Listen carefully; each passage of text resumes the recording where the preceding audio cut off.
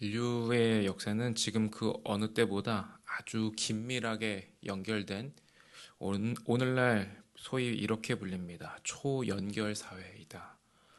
연결을 넘어서 사람들이 지나치게 또 아주 넘치게 연결되고 있다는 것이죠. 스마트폰 하나만 가지고 있어도 지구 반대편에 있는 사람들과 대화할 수 있고 실시간으로 그 사람들이 뭘 하고 있는지를 들여다볼 수도 있습니다. 또 전 세계에 있는 수많은 사람들과 소식을 주고받고 또 관계를 맺을 수도 있죠. 그래서 어쩌면 현대인들은 어느 때보다 풍요롭다 못해 넘쳐나는 관계망 속에 살아갑니다. 하지만 역설적이게도 우리 현대인들의 마음속 깊은 곳에는 어느 시대보다 짙은 고독과 허무가 자리를 잡고 있다는 것입니다.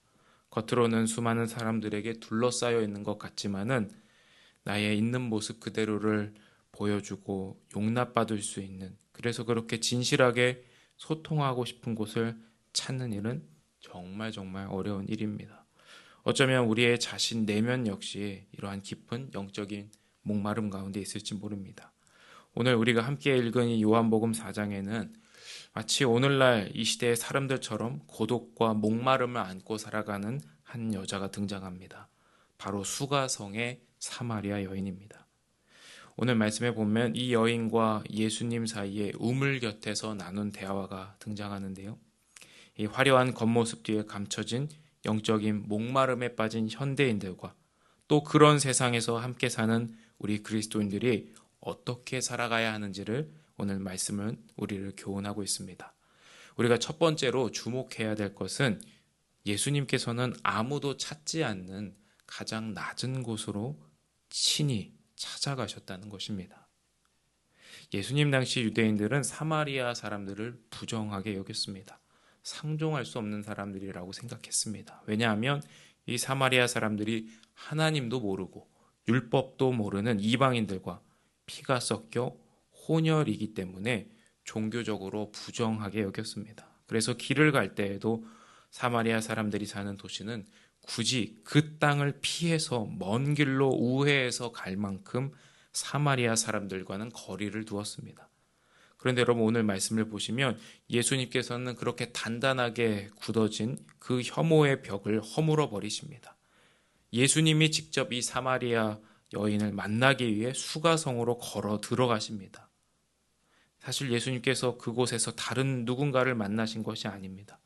바로 이 여인을 만나시기 위하여 들어가십니다. 그런데 이 여인은 어떤 여자입니까? 같은 동족 사마리아 사람들에게도 멸시받고 천대받는 사마리아 여인이었습니다. 여러분 이 여자가 우물로 물을 기르러 온 시간을 보면은 이 여자는 아무도 다니지 않을 그 시간에, 그러니까 사람들의 눈을 피해서 일부러 그 우물가로 물을 기르러 나왔습니다. 그런데 바로 그때 예수님이 이 여인에게 다가와 말을 건네십니다. 예수님은 권력을 가진 자나 명성을 가진 자나 권위를 가진 그런 고관대작들이 아니라 변두리 벼랑 끝에 있는 모두가 혐오하는 한 여자를 찾아가 말을 건네시고 그녀와 시간을 보내고 계십니다. 그녀를 정죄하시지도 않으시고 그 모습 그대로 대화하십니다. 여러분, 예수님의 이런 모습이 바로 오늘날 우리 믿는 자들에게 자연스럽게 흘러나온다면 세상은 어떤 반응을 보일까요? 세상이 오늘날 교회에 실망하고 등을 돌리는 이유는 우리가 건물이 없거나 프로그램이 부족해서가 아닙니다. 세상은 우리에게서 예수님과 같이 예수님처럼 낮아지시는 모습, 예수님처럼 겸손함을 찾고 싶어 합니다. 어쩌면 전도가 어려운 이유도 우리가 예수님을 전하면서 우리 자신이 예수님과 너무 다른 삶을 살고 있기 때문일지 모릅니다. 여러분, 우리 스스로에게 이렇게 질문해 봐야 됩니다. 나는 과연 예수님처럼 내가 만나는 이웃을 존귀하게 여기며 겸손히 살아가고 있는가? 나는 정말 예수님이 나와 같은 죄인을 용납해 주시고 두 팔 벌려 환대하신 것처럼 나는 누군가의 존재를 그토록 기뻐해 주고 환대했는가? 여러분, 우리 믿는 사람들에게 겸손한 주님의 그 사랑의 마음이 회복될 때 우리가 전하는 그 복음이 정말 사람들의 그 마음을, 심령을 녹이는 힘이 될 수가 있습니다. 두 번째로 우리는 이 복음이 우리 시대에 진짜 해답이 될 수 있다는 것을 우리의 삶을 통해서 보여주어야 합니다. 여러분, 현대인만큼 자신의 필요에 예민하고 민감하게 반응하는 사람들이 더 있었을까요? 자기의 필요를 채우기 위해서 돈을 쓰고 시간을 쓰는 것을 아까워하지 않습니다. 그러나 자신의 욕구를 채우기 위해 이토록 사람들이 열정을 내지만은 정말 행복 가운데 살아갈까요? 잘 아시는 것처럼 우리나라 대부분 부정적인 지표에서 1위를 하고 있습니다. 우울증이나 자살률이나 이혼율이나 청소년 행복 만족도를 보면은 다들 괴로워하고 있습니다. 그러니까 현대사회는 물질적으로 또 자신의 필요가 채워지고 크게 부족할 것은 없지만은 진짜 행복을 잃어버렸습니다. 성경의 말씀처럼 살아있는 것 같으나 실상은 죽은 것이죠. 오늘 본문의 사마리아 여인도 그랬습니다.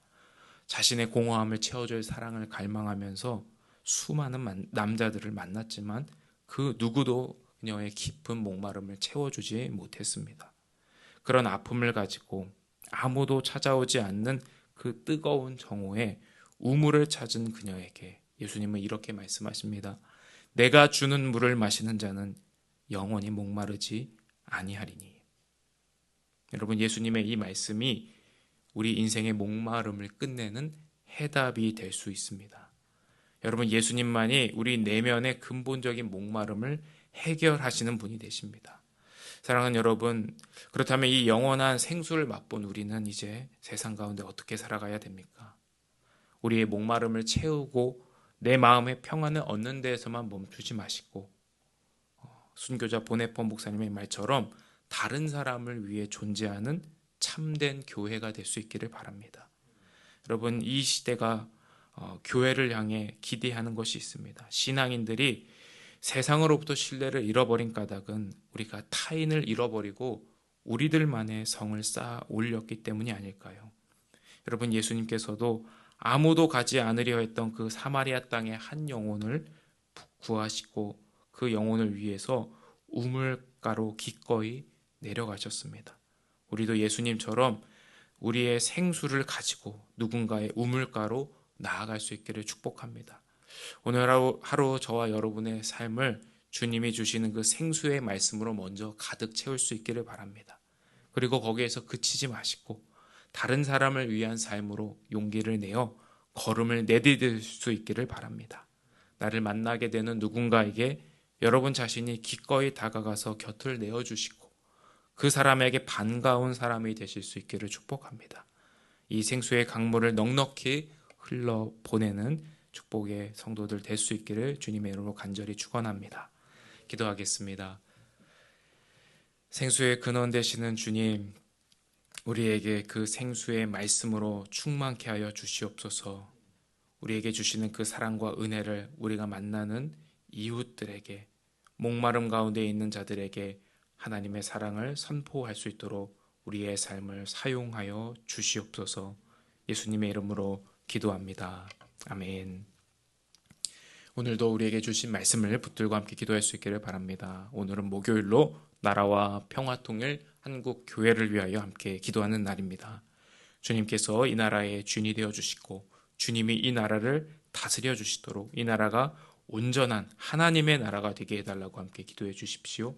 하나님, 또 이 땅의 대통령과 위정자들이 하나님을 두려워하고 국민들을 바르고 잘 섬길 수 있도록 지혜를 부어주시도록 함께 기도해 주시고, 저 북한 땅의 성도들에게도 하나님 신앙의 자유를 허락해 주시도록, 또 한국교회가 복음의 사명을 잘 감당하는 거룩한 교회가 되도록 함께 기도해 주시고, 가지고 오신 개인의 기도 제목으로 함께 기도하시다가 또 평안 가운데 돌아가실 수 있기를 바랍니다.